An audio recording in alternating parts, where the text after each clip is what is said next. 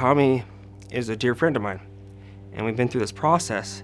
And when we first met him, the story was basically he'd been to lots of different doctors, and every doctor told him that he didn't have enough bone.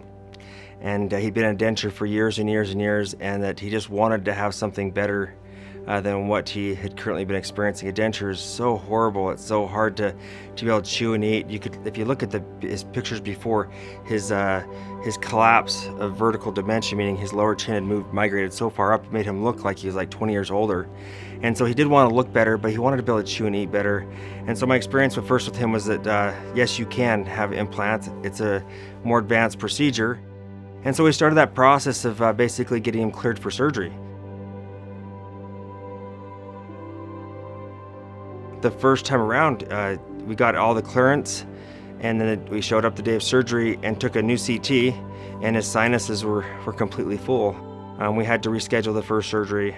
The next time we started into surgery, everything looked good, but as we were monitoring him before the surgery was to start, the blood pressure just seemed like it was very erratic, and it was going up and then coming down, and it was just something that just didn't feel right to me. In my gut, in my heart, I was just like, it doesn't add up. And so I canceled the surgery, woke him up, and I was actually really worried that he would lose confidence in me. Right? We'd already rescheduled one surgery.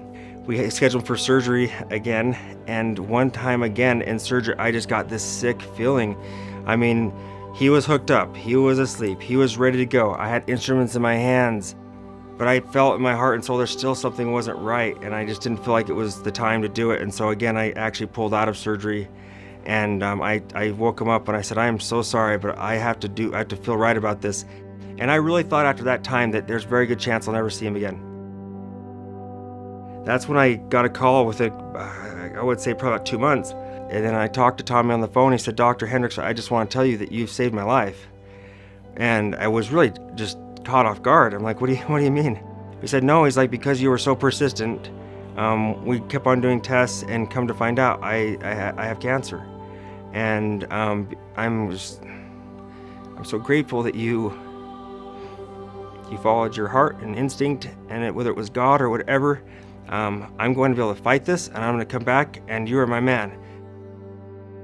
This is where you started at yesterday, and I'm really excited to show you the new version of yourself. A little different there.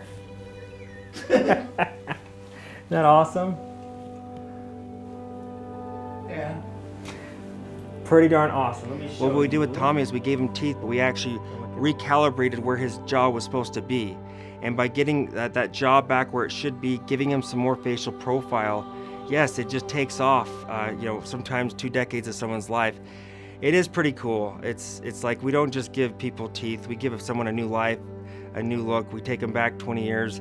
I anticipate hearing really cool stories from Tommy about what his life's gonna be like now, what his relationship's gonna be like with his wife, with his children, with his grandchildren, and it's just pretty awesome.